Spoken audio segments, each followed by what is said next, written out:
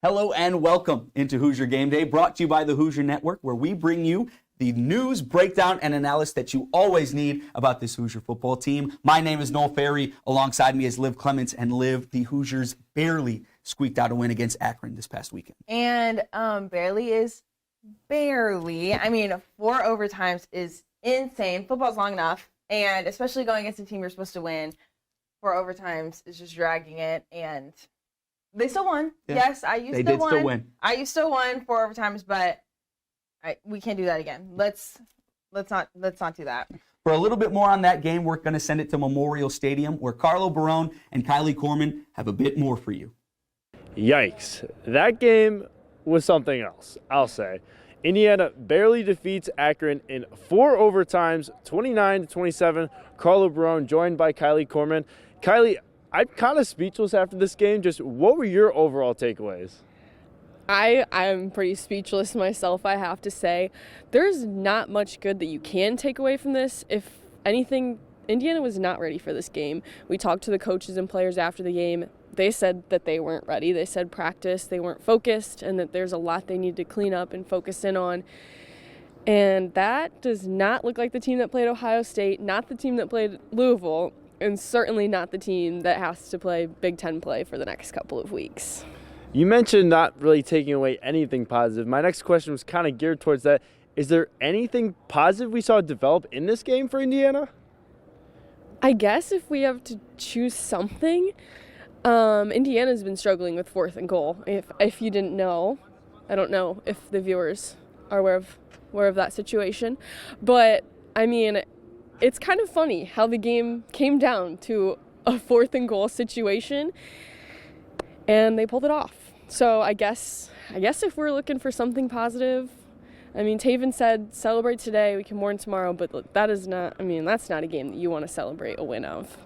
Not a very good way to end the non-conference schedule. What do they need to improve on to get a Big Ten or a couple Big Ten wins? I think most importantly, consistency. There's been games where the defense has been good, the offense has been good. There's yet to be a game where they both play good and they both jive, and 4 quarters of football need to be played. Not 8 or whatever we just did, but they really need to get it together. Consistency and play the whole game. Indiana will travel to Maryland next weekend and start Big Ten schedule. I will not be there. Neither of us will be there. But regardless, I've been Carlo, joined by Kylee here for the Hoosier Network, and we'll see you guys in a few weeks. Thank you, guys. And Liv, I don't think Hoosier fans could have taken much more in that game against Akron. I mean, quadruple overtime is crazy. I mean, Hoosier fans already leave around the 3rd quarter. And That's a good point. You take it to 4 overtimes. I mean, you're 3 and 14 on 4th down. Taven had around 11 to 26 in completion, 1 touchdown. Still an interception, though. I mean, Jalen Lucas and Christian Turner did great in the split backfield with 13 carries each, which is important to acknowledge. We wanted a little more offense going. Cam Camber also was great. 4 receptions, 103 yards, 1 touchdown. Defensively, of course, you had Aaron Casey out there, of course.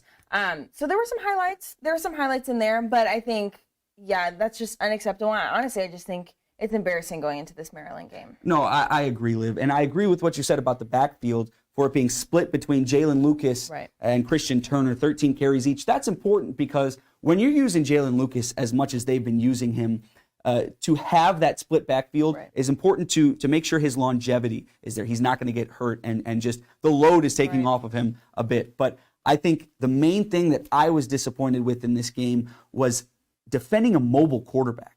I mean, they could not do it, especially in crunch time. I mean, Akron almost won that game against the Hoosiers, mostly off of, IU not just having a QB spy out there, not being ready for the quarterback draw.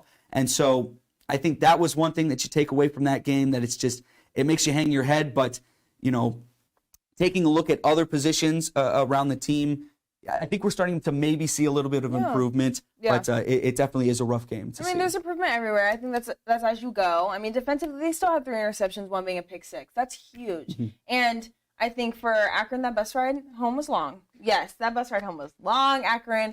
But, I mean, They still won, though. IU still won. You take that win on your back. You move on to the next week. You still had, improvement along these practices. I hope so. That's the goal. I mean, Taven really needs to work on his accuracy, but he knows that. He acknowledges that. So I think from now on, it's just going to be learning and improving, which is fine. No, definitely. So that's it for the Akron game, but we're going to send it over to our first guest, me and him. We'll talk a little bit more about the Indiana receiving room and take a deeper dive into that.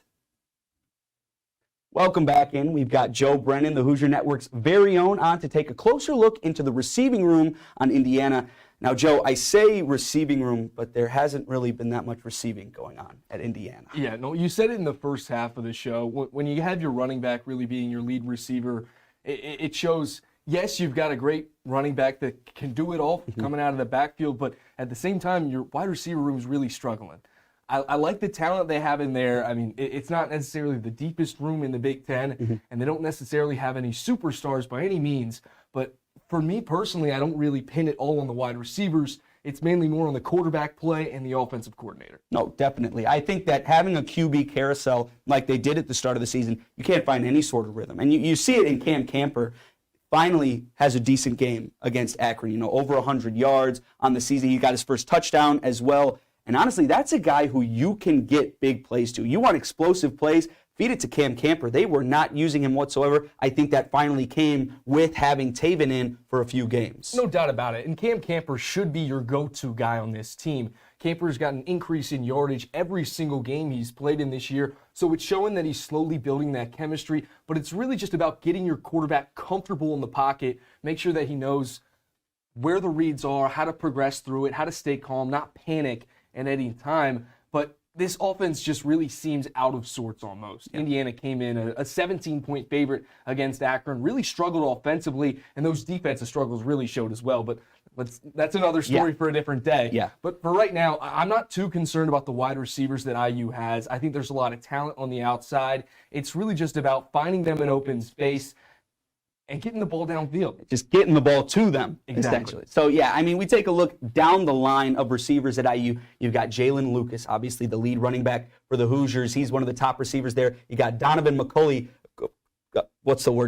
transformed QB now into a wide receiver. And last week he didn't really look like a wide receiver. No. I mean, that one big drop when he had it on the left side on the hash marks outside, a wide open lane to the end zone, unguarded, just turns his head upfield and completely whiffs on the ball. Those are the kind of moments that can really hurt you, and that's when I really start to look at the depth of this wide receiver room. Who can you trust with the game on the line? In a 2-minute drill, who do you know can make a catch, turn it upfield, get out of bounds, and help you win games? I don't know if this wide receiver room can necessarily do that to get IU to the promised land, which is a big reason they've really relied heavily on the run early on in the year. Yeah, and when you got a team like IU who they want to rely on the run, but coming down the stretch in these Big Ten games, you're most likely going to be down. And then running the ball is kind of out as an option. And you look at the depth, only 3 receivers have double-digit catches on the season for IU and 2 total receiving touchdowns. You take a look at a team like Maryland, one of the best offenses in the Big Ten right now. They have 6 receivers in double digits and 6 players with a touchdown, 8 total TDs. To me, that is something that just is almost inexcusable in a situation like this, especially when you haven't even entered Big Ten play yet. You have your 2 easiest games of the year, but ultimately it is a tough quarterback situation to go along with it. Granted, they did have to play Ohio State to open things yes, up. Very true. Ohio State, like Maryland, a team that has so many weapons on offense that makes them so explosive. Indiana doesn't really have that explosiveness on offense, which really slows down their pace and hurts them overall. Yeah, no, definitely. But that is going to do it for our discussion on the Indiana receiver room. We'll be back next week to discuss a different positional group for the Hoosiers. We're going to send it over to Liv and her special guest to give a preview of this weekend's game against Maryland. Welcome back, everyone. I have Taniya Jones back with me to take a look at this week's matchup against Maryland. The duo is back. We're back, man. Yes, we're back. We're here. So, let's dive into it. Maryland game is coming up, and 2 QBs that are in really different positions. You have Taniya, senior QB for Maryland, really experienced. Brothers in the NFL. How could you not get any more advice than that? Yep. And then you have Taven, unexperienced, really only played a Big Ten game against Ohio earlier this year, and they lost. So is this game going to come down to the QB experience? Is that really who's going to lead this team to a win for either Maryland or IU?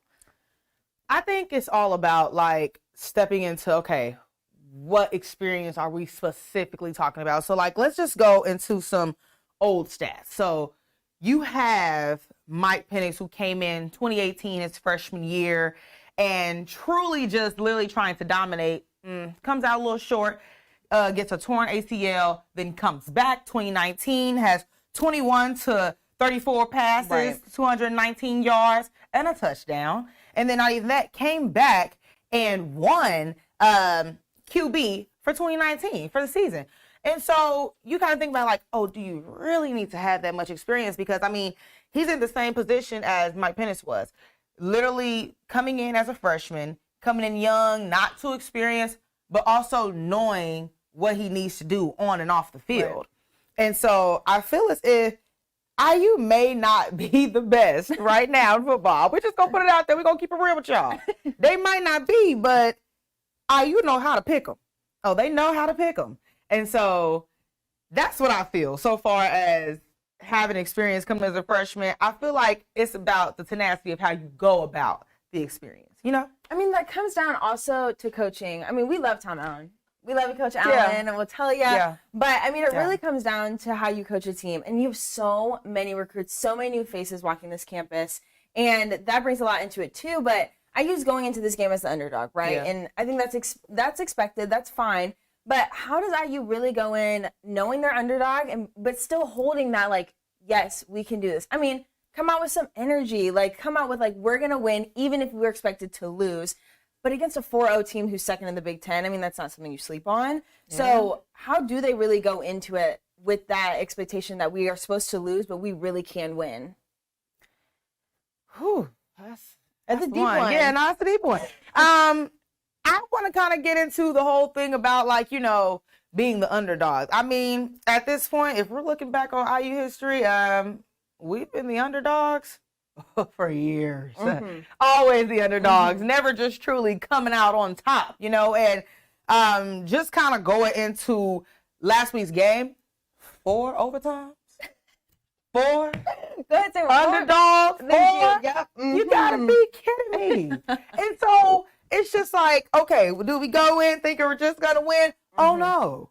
Like I said last week, we need to be humble. Mm-hmm. There has got to be some type of, you know, separation from, oh, we're going to win, to actually working hard. We need to be using what we have on this field, what we've been taught in those rooms, what all this film we've been watching. Right. Like, we need to be using those to win. Because at this point, all this experience that Maryland got, I don't think it's going to be 4 overtime. I don't think it's going to be 4 overtime. If it's 4 overtimes, I don't know if the Hoosier fans can really watch. I don't think we can. I'm going to have to watch something else. I don't even like sitting there for 4 overtimes watching basketball. Thank you.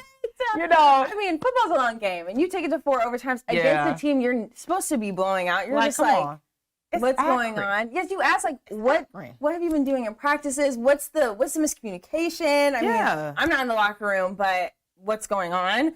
But I think you also now, you look at the post-conference and you saw that Coach Allen said that this was the worst performance so far in the season. And it's hard to really feel good energy when your coach is already like, that was nothing, but you still won. The defense still had 3 interceptions, 1 being a pick 6. I mean, there were highlights of that game that were still good. I mean, yes, they won against a team that was not good and really supposed to lose anyway. Yeah. But I mean, how do you still find those little things that you need to fix going into this Maryland game when Coach Allen already has acknowledged that the performance so far is just not IU's level? But I mean, what is IU's level? Like you said, going back. We need to start at the root of what's being said. Coach Tom, you're talking that it was the worst game, but Coach Tom, have we seen Ohio? The game against Ohio? Like, we have got to start digging into what's really the problem here. Right. Like, that was not your worst game. Right. Ohio was your worst game. And we need to acknowledge that. And I feel as if, like, you know, first and foremost, we haven't won against Ohio since the 1980s. Go ahead. If my stats are right. If they're not, correct me if I'm wrong. But that's a problem within itself. Right. We are the lowest in the Big Ten. That's a fact. And so saying that was the worst game, that's kind of unacceptable. And so you want to look at what we need to be doing. This is what we need to be doing. These boys, they have what it takes because they were picked. Right. That's why they are here. And so when you're looking at what's being said, you have a coach who's like, oh, yeah, you won this game, but it was really trash. And then you're like, okay, well, then what are we supposed to be doing? Right. We need some type of encouragement. We can't just have the cheerleaders on the sideline rooting for us. We need to have the whole staff. Right. When we win a game, we need to make sure, okay, you won that game. Now let's go on to the next. Exactly. We're looking at everything on the table. The cards are down. And IU, they not playing spades. Right. They not playing spades. Oh, they are playing spoons. And go fish. Go fish. So it's a lot to think about. You're right. And I think you also just saw it when you have Coach Allen looking and saying those things, but then you have Taven QB and he's acknowledging that's on me. This game being on me. And I don't agree with that. I don't agree with that either. But you have that QB. He's trying to step up as that leader, and that's important. I mean, you rep LEO, right? Yeah. And they're not really showing it. And I think that will be important going into this Big Ten is got to acknowledge as a team. It's a team win. You know, whether Taven does good or not, whether Coach Allen coaches good or not, it's going to be a team win, team loss. Yeah. So I think that will be important to acknowledge too. I watched that clip of Taven just wanting to take full responsibility. Right. And I don't agree with that at all because it's not your fault. Right. It's not your fault. Like, you are taught what you need to be doing on that field. Yes, you come with this, you come with this strive, you come with this grit, but it's like you are taught what to be doing, what plays to be making, and how to make them. Right. And so trying to hold this whole team on your back, it's not going to work. Because again, team does not have I in it. And so I think we have a lot of things to think about going into this next game. We need to be playing spades. Get on the table. We'll say the key term, play with spades. Play with spades. We'll say play with spades. Play with spades. We will see what happens. We're going to go ahead and shoot right back into me and Noel. Yeah. We're going to give our predictions on the Maryland game, Maryland matchup. Of course, we're going to give our score predictions. For right now, it was me, Taniya Jones, and we'll be back soon. The Hoosiers have 4 games under their belt and are officially headed into Big Ten play, Liv. And if I'm being honest, it does not look that good right now. But I need to first get your prediction for this Maryland game. Okay. So the Maryland game, yes, Maryland's 4-0, right? And they're second in the Big Ten. I use right at the bottom. I think it's not going to be a win for IU, unfortunately. I think it's really hard to come back from that Akron game. I think when you acknowledge that the coach is already going in kind of struggling mentally, saying that was the worst performance so far offensively for IU, I think that's hard to come back from. I think as well with Taven has a lot of stuff that he really needs to pick up on, cues with accuracy and everything like that. I think this will be a learning game, which I think will be so important to acknowledge because every game's important. I'm going to go ahead and say it's going to be 42-14. Okay. And I feel like that's not bad, and I wouldn't be mad at that as a Hoosier fan. I think it's not bad. Okay. Are we around the same? I'm around the same with you. I think the defense will hold off one less touchdown than what you said. I think it'll be 35-10. Maryland takes it. I think, like you said, I think that was a really good point. It's a learning game because you can either take that game against Akron and take the attitude that you had after it, saying it was your worst game of the season, you were not prepared, you were not ready for that game, and then go and fail in Big Ten play, or you turn it around into something positive, come back with the right mentality, and put it all together for that game. So my prediction is 35-10. And that's not bad. No. Like you just said, that will be that's putting them in a good position. Put up a fight. IU, I just want to say one more time, all we're asking is for you to put up a fight. And then there you go. I'll be happy with it, and we'll be good. Yeah, we'll be happy with it. Yes. Well, thank you all so much for tuning in to Hoosier Game Day, brought to you by the Hoosier Network, where we'll always bring you your news breakdown and analysis every week for Hoosier football. Tune in next week at the same time. For Joe Brennan, Taniya Jones, Liv Clements, I'm Noel Fary. We'll catch you next time.